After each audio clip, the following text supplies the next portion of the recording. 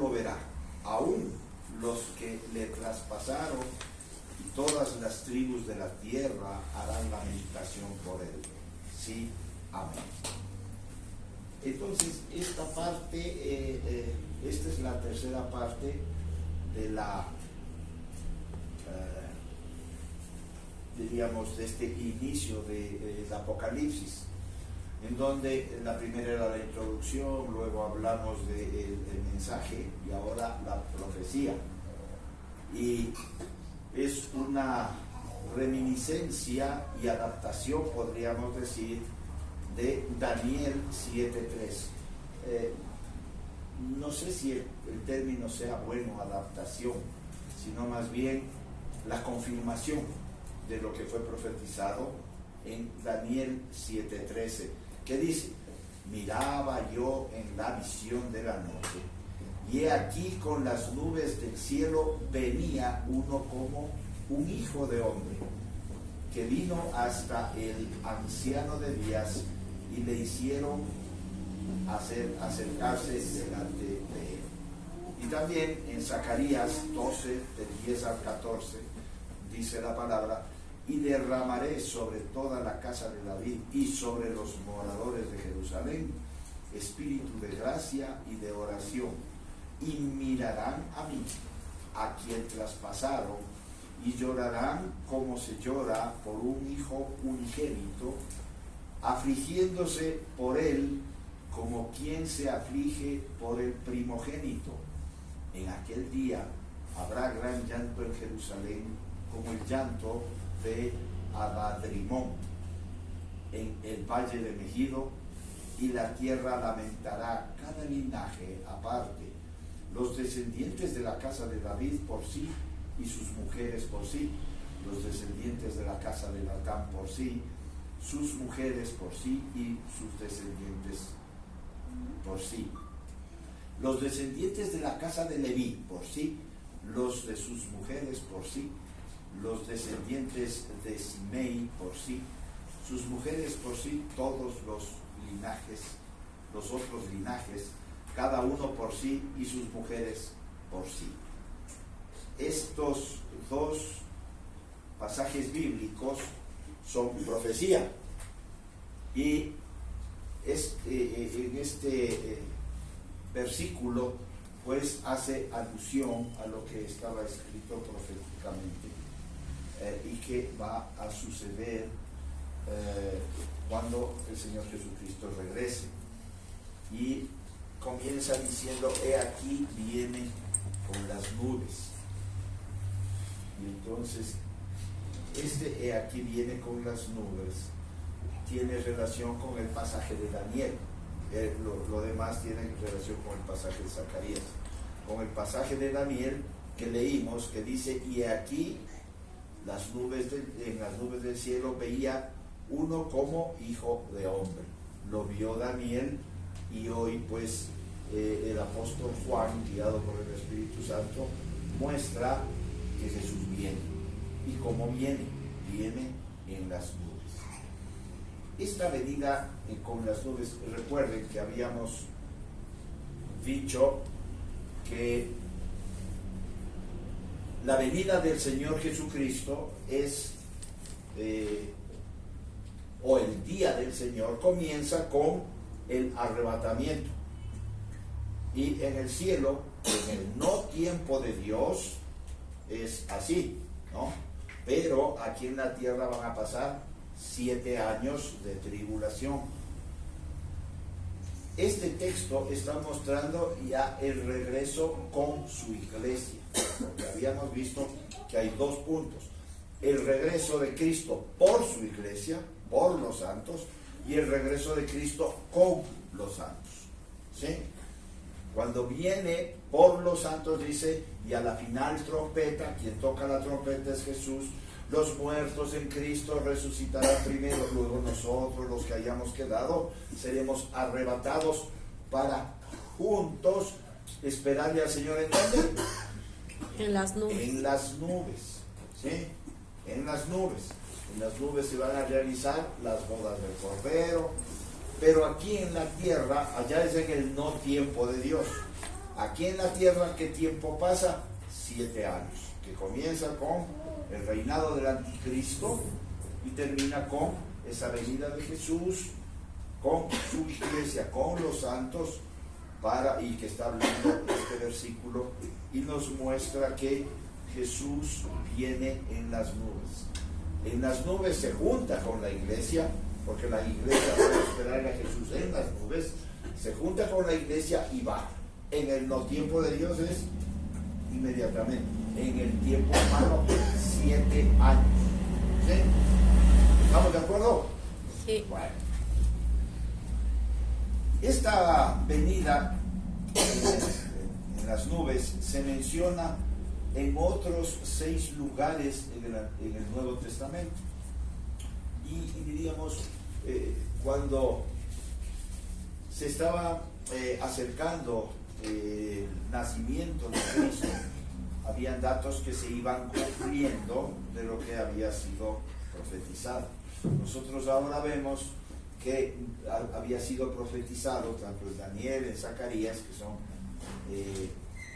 libros que nos hablan de esa profecía apocalíptica, y que fueron corroborados por el Señor Jesucristo. Por ejemplo, en Mateo 24:30 dice: entonces aparecerá la señal del Hijo del Hombre en el cielo, y entonces lamentarán todas las tribus de la tierra.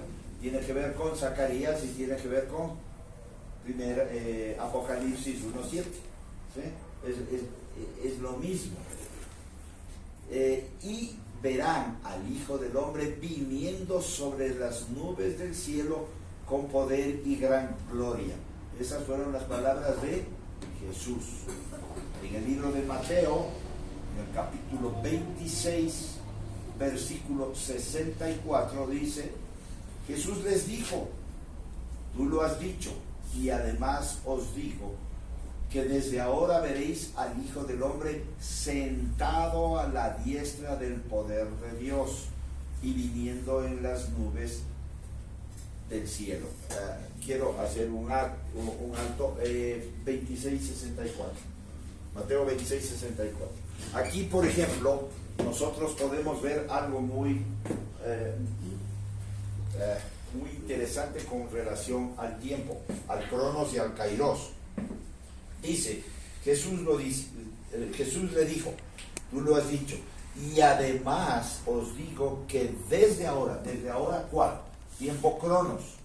Desde ahora es desde ese instante en el tiempo humano, ¿no es cierto? Está hablando con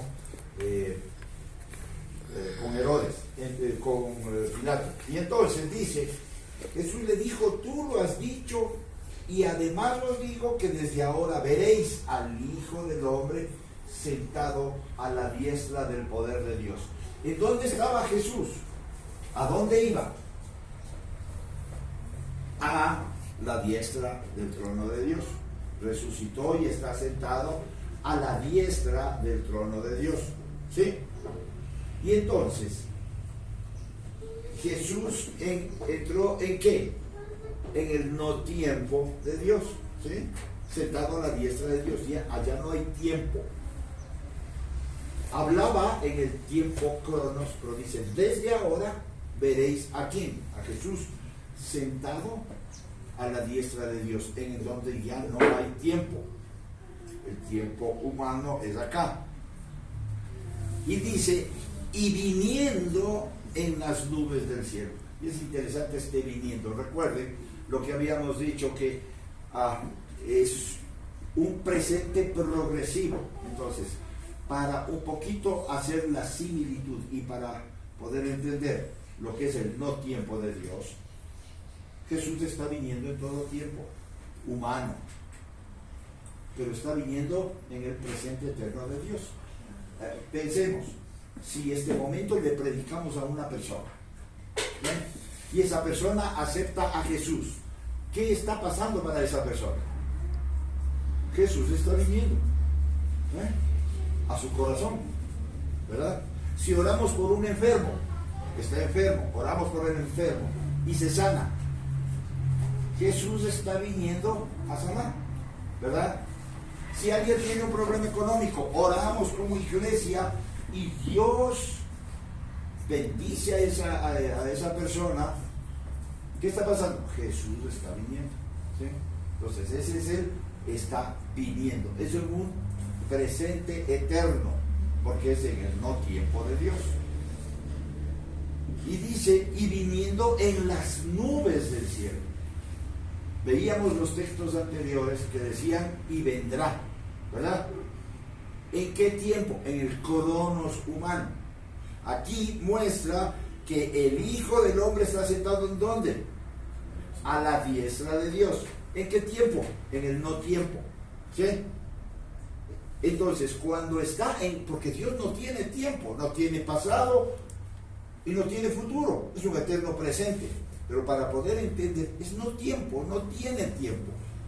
En ese no tiempo es viniendo constantemente en las nubes. Por eso es la diferencia, que en los otros textos veíamos que Jesús mismo decía, y vendrá en las nubes. En Zacarías, en Daniel y también en Mateo, cuando habla Jesús, y lo vimos en Apocalipsis que dice que vendrá en las nubes.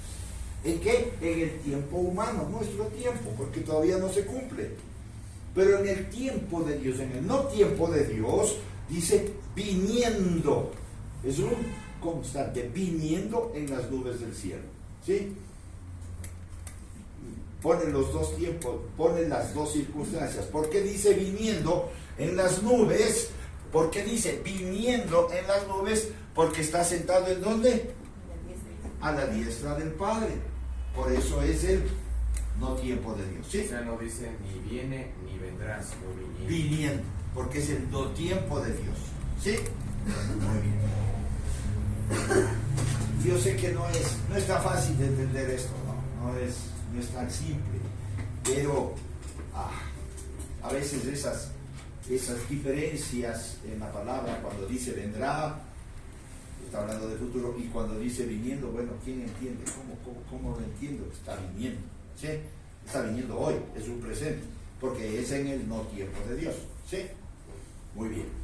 En Marcos capítulo 13, versículo 26, dice, entonces verán al Hijo del Hombre, y vendrá en las nubes con gran poder y gloria. ¿En qué está hablando? A ver, Marcos 13, 26. ¿En qué tiempo está hablando? En el cronos nuestro, que está diciendo vendrá, ¿no es cierto? Vendrá.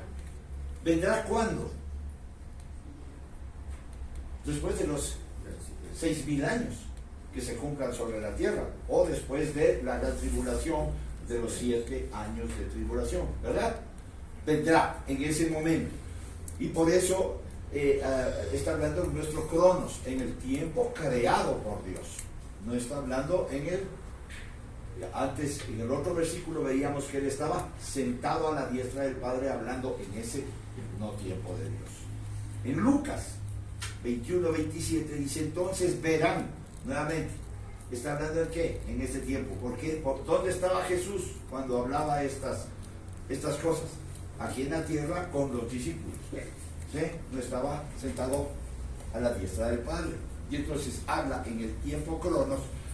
Entonces verán al Hijo del Hombre que vendrá en una nube con poder y gloria.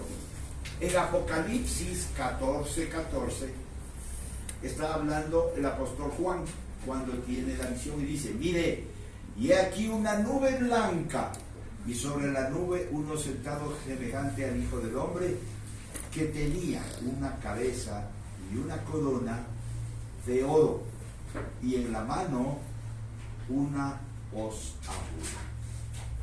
Entonces vemos todos, por eso estamos hablando hoy de la profecía, toda la profecía cumplida. Cuando el Señor Jesucristo iba a venir o iba a nacer aquí en la tierra, empezaron a cumplirse las profecías, ¿sí? Y ustedes han de ver que la palabra dice, para que se cumpla lo dicho por tal persona, por el profeta, ¿sí? Por ejemplo, cuando el Señor Jesucristo nace y hay un dictamen de Herodes de matar a todo niño, el ángel Gabriel se presenta a José y le dice, anda a Egipto, ¿verdad? Y entonces luego el texto dice, para que se cumpla lo dicho por el profeta, que de Egipto lo trae. También cuando regresa José con María y Jesús, está regresando de Egipto, ya murió Herodes, el que le quería matar, el que dio el dictamen de muerte para los niños, pero como le sucedió, el otro Herodes, pariente de Herodes, tuvo temor José, y en lugar de ir a Belén, ¿a dónde fue? A Nazaret, ¿no es cierto? Y el texto dice, para que se cumpla lo dicho por el profeta, que sea llamado Nazareno, ¿sí? Entonces, la profecía empezaba a cumplirse. En Apocalipsis, el apóstol Juan, guiado por el Señor, empieza a mostrar este cumplimiento profético, que fue anunciado en Daniel y en Zacarías, y también que fue anunciado por el Señor Jesucristo, como acabamos de ver todos esos textos, en donde uno fue anunciado en el Cronos y otro fue anunciado en el Kairos, ¿sí? Porque estaba Jesús sentado a la diestra del Padre y dice, viniendo en las nubes, pero estaba cumpliéndose la profecía, ¿sí? ¿Estamos de acuerdo? Amén. Aquí el lenguaje refleja también en Marcos 14:62, y veréis al Hijo del Hombre. Nuevamente, está hablando Jesús, ¿verdad? Y veréis. ¿En qué tiempo? Cronos, en el tiempo nuestro, ¿no es cierto? Y veréis, a futuro dice, y veréis. ¿Por qué? Porque Jesús estaba con ellos. En el otro texto vimos que Jesús está sentado a la diestra del Padre. Acá está con ellos. Y les está diciendo, y veréis, porque él todavía no había muerto. Estaba por morir, estaba por ser entregado a la muerte. Y veréis al Hijo del Hombre viniendo en las nubes del cielo. Y a mí me encanta cómo hacen esta mezcla de la gramática. Miren, en todos los textos que veíamos, Jesús dice, y vendrá y veréis. Y aquí está hablando en futuro. Dice, no, 62. Entonces, Jesús dice, y veréis. ¿En qué tiempo? En el Cronos, ¿no es cierto? A futuro, veréis. Pero luego dice, veréis al Hijo del Hombre viniendo en las nubes, ¿sí?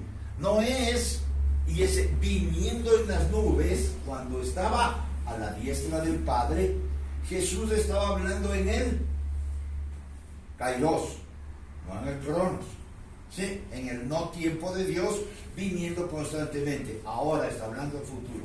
¿Sí ven la mezcla? ¿Sí?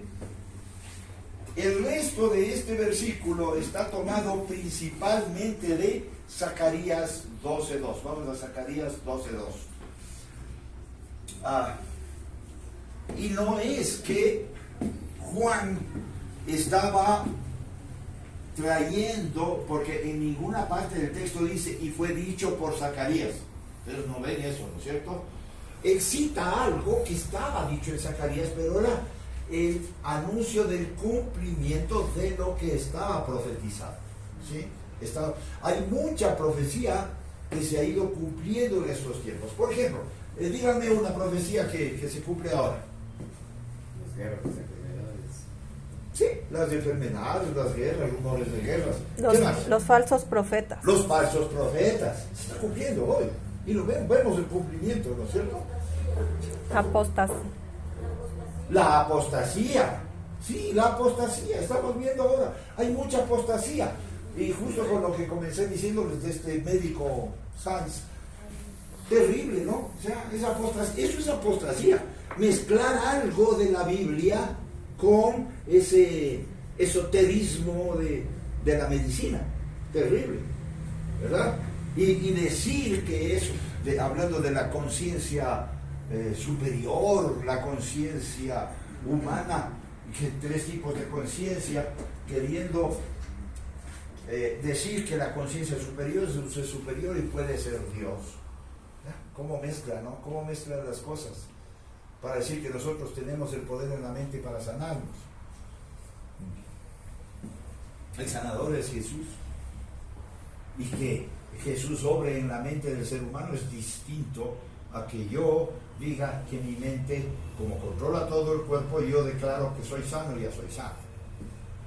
Y eso es falso, ¿verdad? Y que Él está sanando de esa forma, pero ¿por qué? Porque la gente busca eso y busca prosperidad.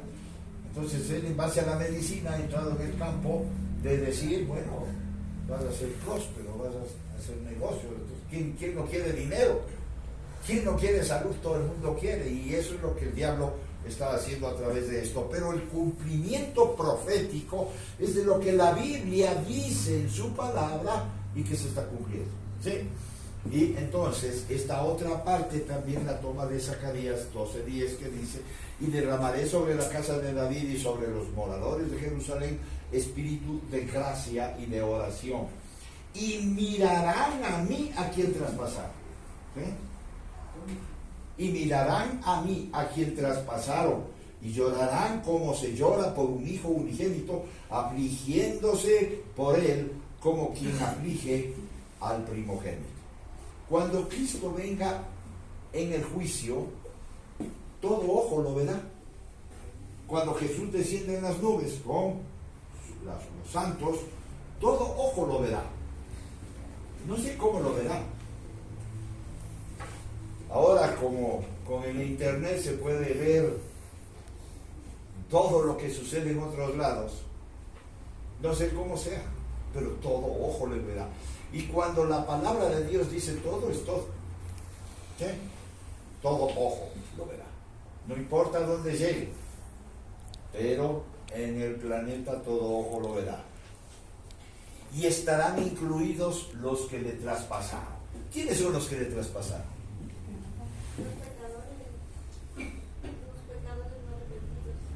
Los pecadores no arrepentidos. Pero en ese tiempo, ¿quiénes le traspasaron? Los romanos, los judíos, los fariseos, los saduceos, ¿sí? Y el pueblo de Israel. Ellos son los que le traspasaron. Pero realmente una persona que no le conoce a Cristo, ¿le traspasó o no? ¿Por qué murió Jesús? ¿Qué llevó Jesús? El pecado. ¿Sí? Entonces, cuando yo no le conocía a Jesús, yo era uno de los que le traspasó. ¿Sí? Toda la humanidad le traspasó. Pero Jesús murió por quienes le aceptaron y los redimió. Y nosotros ya no somos parte de esos que le traspasaron. ¿Por qué? ¿Por qué ya no somos parte? Porque ya ese murió. ¿Cuándo murió? Cuando nacimos de nuevo. ¿Y cuándo se hace evidente esa muerte con Cristo? En el cristiano. En el bautismo. En el bautismo somos muertos junto con Él. ¿Sí? Entonces, la vieja humanidad tiene que ser eliminada. ¿Por qué? ¿Por qué tiene que ser eliminada la vieja humanidad? Porque esa vieja naturaleza humana nuestra, que ya murió, que ya en el bautismo quedó eliminada, pero todavía aquí sigue, ¿o no? ¿Y por qué pecamos? ¿Por qué dice que la palabra de Dios que uno peca? ¿Por qué? por la concupiscencia. ¿Qué es concupiscencia? Es la inclinación a pecar. Es la concupiscencia. Cuando una persona se bautiza, cuando una persona nace de nuevo, la concupiscencia no se acaba. ¿O sí se acaba? No se acaba la concupiscencia. La concupiscencia es una vieja naturaleza sembrada por Adán en el pecado y que fue transmitida a todo ser humano a través de ¿qué? Del ADN. A través del ADN nosotros tenemos esa vieja naturaleza de Adán que nos lleva a pecar y se llama concupiscencia. ¿Sí? Y eso tiene que ser eliminado de nuestras vidas. Por eso el Señor dice que debemos hacer morir esa vieja naturaleza para vivir en la nueva naturaleza. Quiere decir que nosotros tenemos dos naturalezas. ¿Sí? No son los cristianos, no los que hemos nacido de nuevo, tenemos dos naturalezas. La una naturaleza es la naturaleza adámica, ¿sí? Y la otra, y que esa naturaleza está ¿en dónde? En el cuerpo. En la carne. En la carne, ¿sí? Porque cuando yo recibí a Cristo, físicamente no me pasó absolutamente nada. ¿O sí me pasó? No. Ninguna parte de mi cuerpo desapareció, ni murió, ni... No, ¿verdad? Pasó algo extraordinario en el espíritu. ¿Qué entró? La naturaleza de Cristo entró en mi espíritu. ¿Sí? ¿Por qué? Porque el Espíritu Santo de Dios vino a mi espíritu y se hizo uno solo. 1 Corintios 6:17. El que se une al Señor, un espíritu es con él. Entonces, la naturaleza de Dios, la naturaleza de Cristo, vino a mí y se hizo uno conmigo. Pero no dejé de pecar. Sigo pecando. ¿Por qué? Porque hay una naturaleza adámica que está todavía en mi cuerpo. Por eso el Señor dice a través de Pablo: mientras estoy en el cuerpo, estoy ausente del Señor. ¿Sí? También dice, dentro de mí combaten dos naturalezas. Porque lo que quiero hacer no hago, más lo que no quiero hago. Miserable de mí. ¿Hasta cuándo estaré en qué? En este cuerpo de muerte. ¿Sí? Porque está la naturaleza adámica ahí. Y entonces, nosotros ya no somos de los que le traspasaron a Jesús, porque nacimos de nuevo. Porque cuando habla de los que le traspasaron, no está hablando de físico. Porque si le vemos físico solamente, no, yo no soy judío, tampoco soy romano, pues yo no le traspasé a Jesús, ¿no es cierto? Aquí está hablando de espíritu, espiritual. Todos los que no han sido nacidos de nuevo son de los que le traspasaron a Jesús. Y por eso el Señor dice, los que le traspasaron, todo ojo lo verá. Los que le traspasaron son todos los que no han nacido de nuevo. Pues habla espiritual, ¿sí? En las iglesias, ¿hay quienes le han traspasado?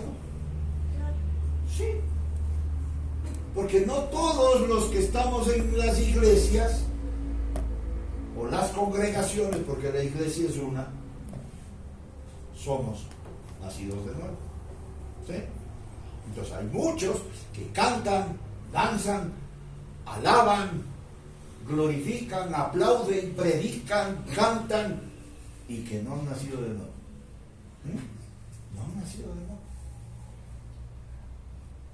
Y eso es terrible, hermano. Y eso es terrible. Porque esos son los que le traspasaron.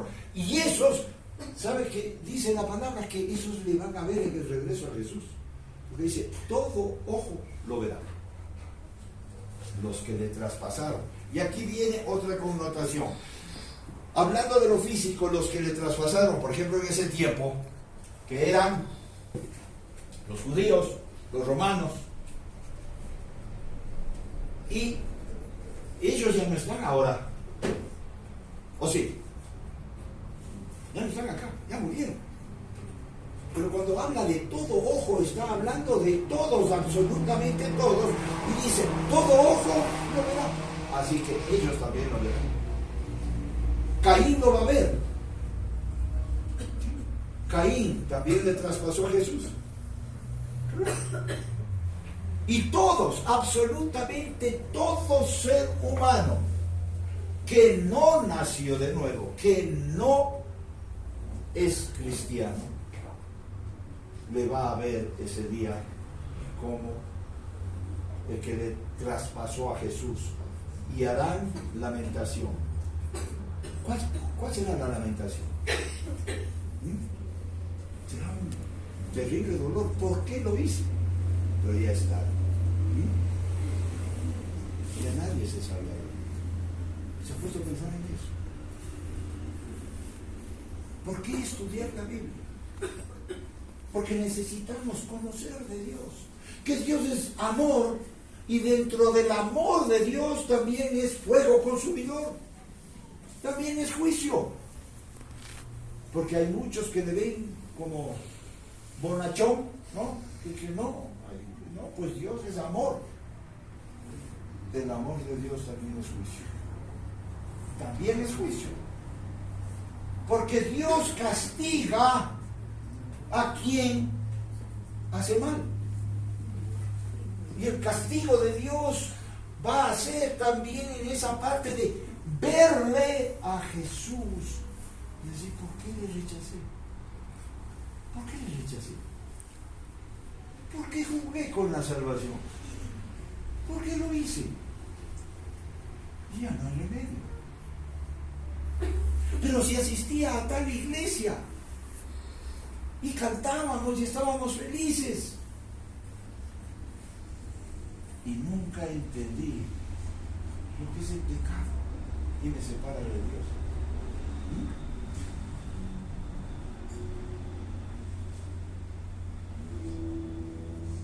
En una clara referencia a la perforación del costado de Jesús en la cruz, la vemos en Juan 19:34. Pero uno de los soldados le abrió el costado con una lanza y al instante salió sangre y agua. Y ese mismo pasaje de Zacarías se cita en relación a Juan 19:37. Y también en otra escritura que dice, mirarán al que lo traspasaron. Miren la connotación, los que lo traspasaron. Viene un centurión trayendo una lanza. A los que estaban muertos no les cortaban las piernas, pero a los que estaban vivos les cortaban las piernas para que mueran y así poder bajarles de la cruz. Es lo que pasó con los dos ladrones. Pero Jesús, para comprobar que había muerto, viene el centurión con una lanza y le clava en el costado. Y uno se pregunta, ¿pero por qué no hizo eso? ¿Por qué hizo eso?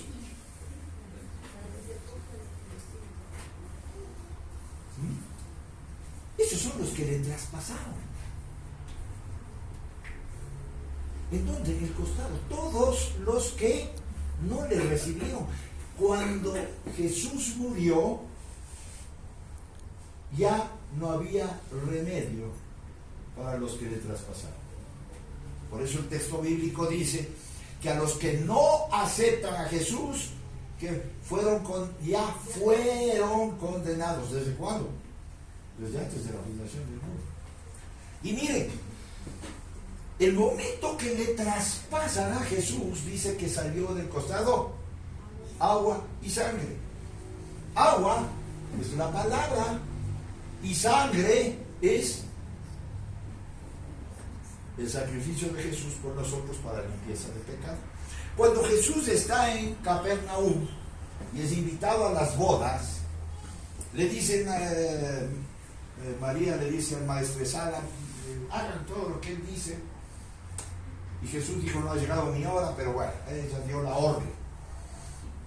Viene y Jesús dice, tráiganme las tinajas. ¿Para qué eran las tinajas? Para lavarse los pies. Con las tinajas lavaban los pies de los invitados para que estén limpios, ¿sí? Para eso eran las tinajas. Y dice, tráiganme tinajas y llénenlas de agua. Me imagino que habrán limpiado las tinajas y les trajeron con agua. Y Jesús hace el milagro y transforma el agua ¿en qué? En vino. ¿Qué estaba representando Jesús en ese momento? Estaba fabricando trago. Y se va a hacer el milagro que Jesús fabrica trago. Hermano, ¿saben lo que Jesús estaba haciendo? Cambiando el agua, que es la palabra, por su sangre redentora. Eso es lo que estaba haciendo Jesús, ¿sí? Eso es lo que hacía. Que era vino, no hay discusión. Vino. Pero ¿cuál era el milagro? Era que de la palabra salva a alguien. El mandamiento no salva, solo Jesús salva. Solo la sangre de Cristo limpia el pecado. ¿Qué estaba haciendo Jesús? Transformando el agua en, que es la palabra, en sangre, que es Jesús redimiendo a la humanidad. Eso es lo que estaba mostrando. Por eso dice, este es el milagro que hizo Jesús. Y qué interesante que de su costado sale agua y sangre. ¿Por qué? Vamos al inicio, a la creación. Dios crea un hombre, un muñequito, ¿no? Un ser humano, porque no es hombre como hombre, hombre y mujer. Crea. Que quien diga que la mujer no fue creada por Dios, fue creada por Dios. La mujer y el varón.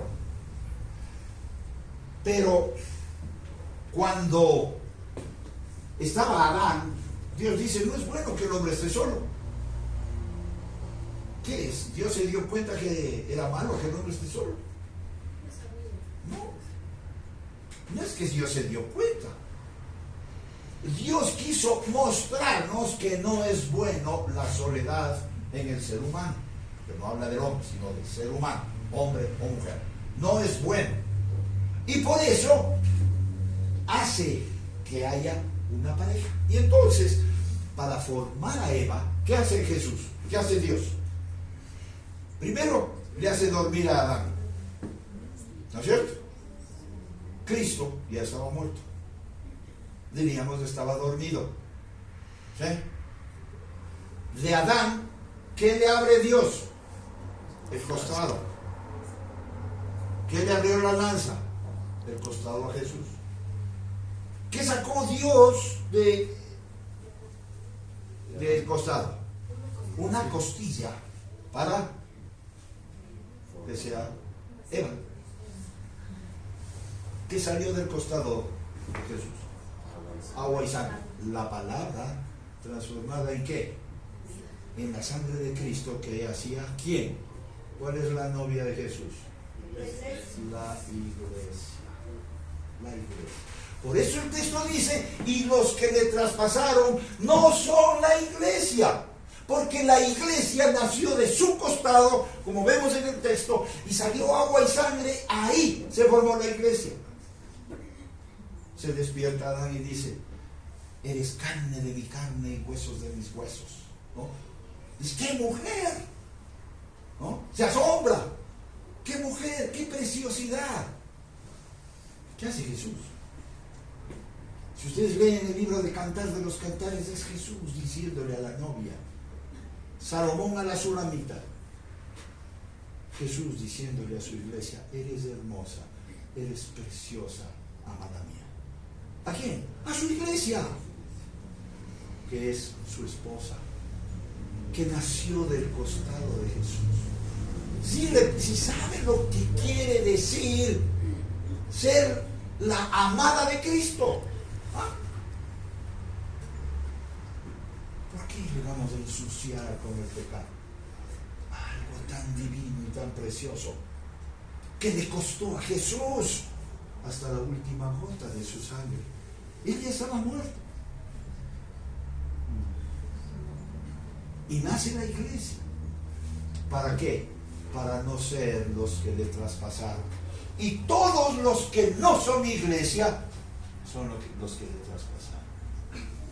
Eso es lo que está diciendo ahora en Apocalipsis el Señor. Todo ojo lo verá. Todo ojo. De los que le traspasaron, que son desde Adán hasta el último hombre que nazca en la tierra y que no le aceptó a Jesús y que no es iglesia, son los que le traspasaron. El hecho de que ese traspaso se mencione solamente en el Evangelio de Juan, porque solamente se menciona en el Evangelio de Juan, y que el relato aquí de Juan 19:37 concuerda notablemente con Apocalipsis 1:7, también es una evidencia de que el escritor del libro de Apocalipsis es el mismo Juan, hijo de Zebedeo. ¿Sí?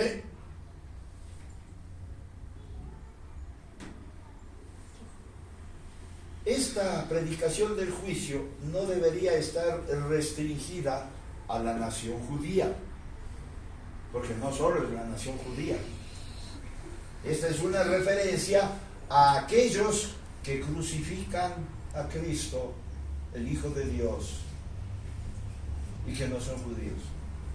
¿Quiénes son los que crucifican a Jesús? Los que no le recibieron, los que no le aceptaron. Están volviendo a crucificar a Jesús.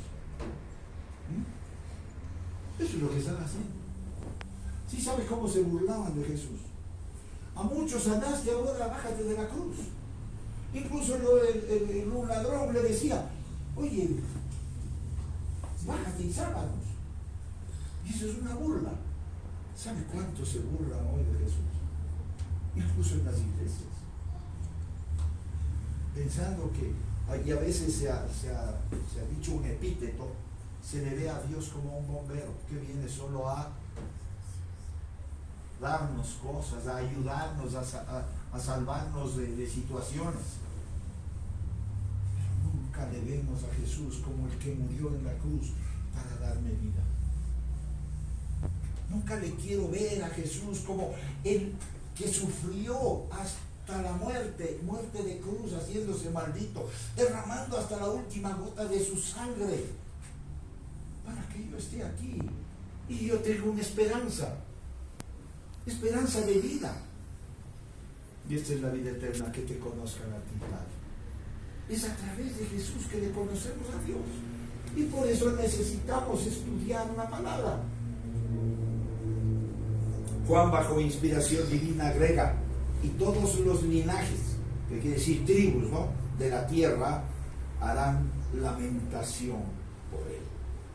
Y esta es una adaptación, podríamos decir, o una referencia al libre hebreo de Zacarías 12:12, que dice: y la tierra lamentará cada linaje aparte, los descendientes de la casa de David por sí, las mujeres por sí, los descendientes de la casa de Natán por sí, y sus mujeres por sí.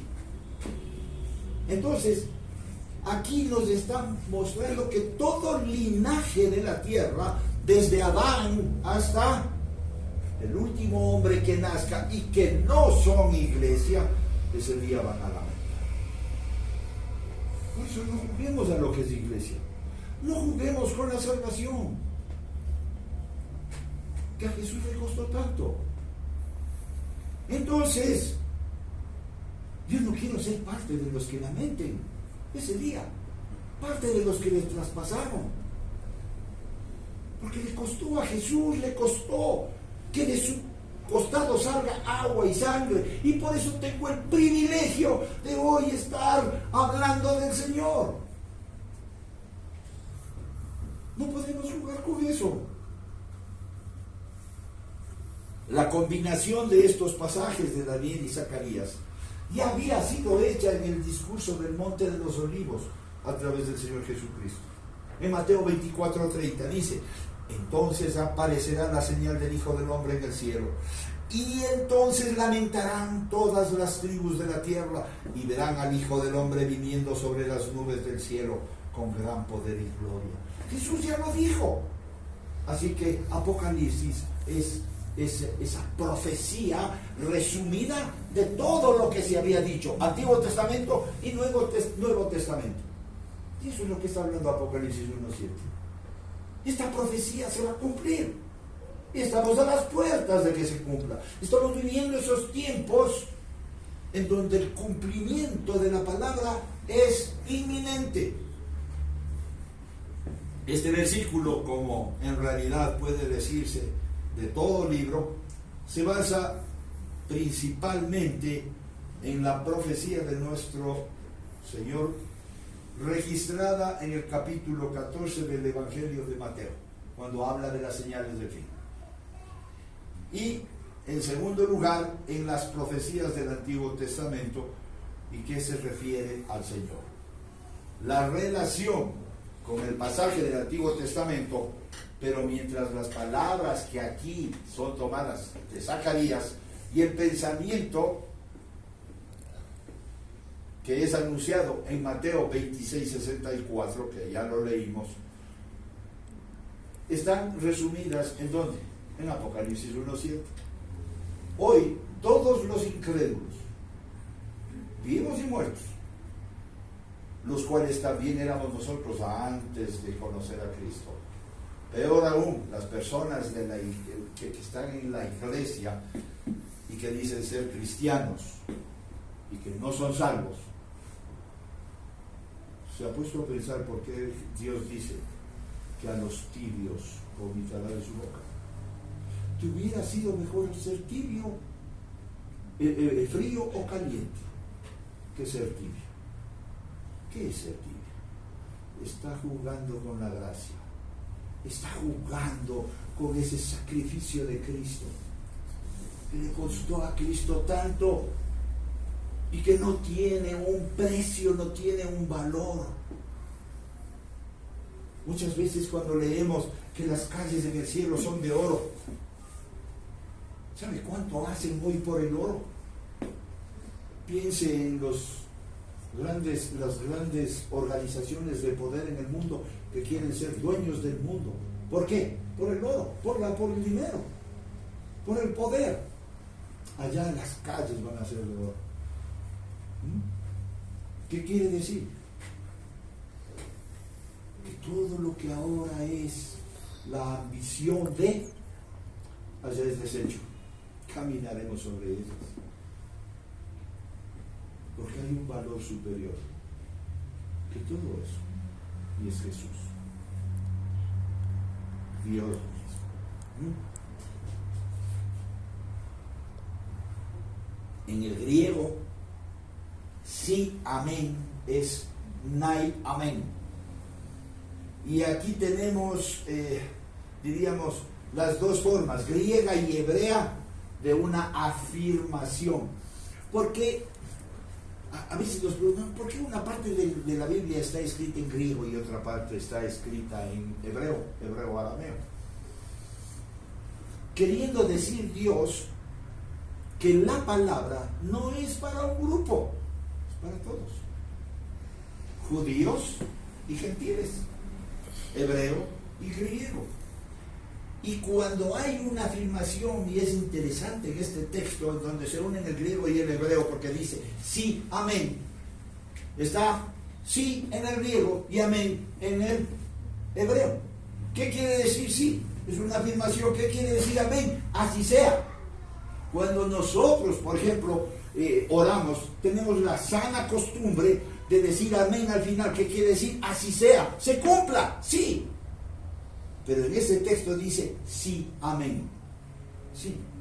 O dice en el Antiguo Testamento, a las mujeres sí, ¿sí? A los hombres sí, a los descendientes de sí, ¿sí? sí, amén. Y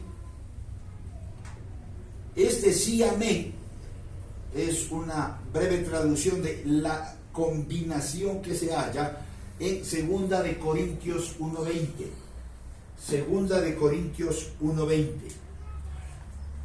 Y miren lo que dice Dios. Porque todas. ¿Qué quiere decir todas? No falta nada. No absoluto. Todas las promesas de Dios en Él sí y en Él amén. ¿Se ve una combinación? Es una doble afirmación, como diciendo, vean, es imposible que una promesa de Dios llegue a cumplirse. Deje de cumplir. Deje de cumplirse. Una promesa de Dios es una promesa de Dios. Porque tantas como sean las promesas de Dios, en Él todas son sí. Todas son sí. Y en Él, por eso también, por medio de Él, amén. ¿Sí? Es por Jesús que las promesas son para nosotros. Si una persona ha nacido de nuevo, todas las promesas de Dios son para la persona. Pero claro, tiene que cumplirse un propósito, ¿no es cierto? Amado, yo quiero que seas prosperado en todas las cosas y que tengas salud, así como prospera tu alma. ¿Qué quiere Dios? La prosperidad de mi alma. ¿Y cuál es la prosperidad de mi alma? Conocerle, saber quién es Él. En Apocalipsis 3:14 dice, se designa a Jesús como el amén. Dice, aquí Cristo es personalizado como el divino amén, el garante en persona de la verdad declarada por Él. ¿Sabe lo que es eso? Jesús es el que pone el sello en la palabra para decir así sea. Amén. Él y solamente Él, porque solo Él es el camino, la verdad y la vida. Solo Él. ¿Sí? Es lo que nos dejó Dios. Y esa profecía la está anunciando el Apocalipsis porque estamos en el punto límite de que esto se cumpla. Póngase de pie, por favor. Vamos a orar.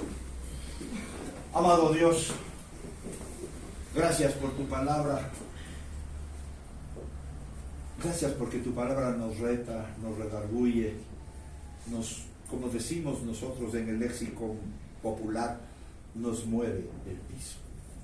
Oh Dios, ayúdanos a vivir una vida de acuerdo a tu voluntad, a tus propósitos. Porque como está escrito, Señor, esta es la confianza que tenemos, que si pedimos cualquier cosa conforme a tu voluntad, sabemos que tú nos oyes. Y si sabemos que tú nos oyes, sabemos que tú lo harás. Gracias. Ayúdanos a vivir de acuerdo a eso. Ayúdanos a ser fieles a ti, comprometidos contigo en todo momento. En el nombre poderoso de Cristo Jesús. Amén. Tomen asiento.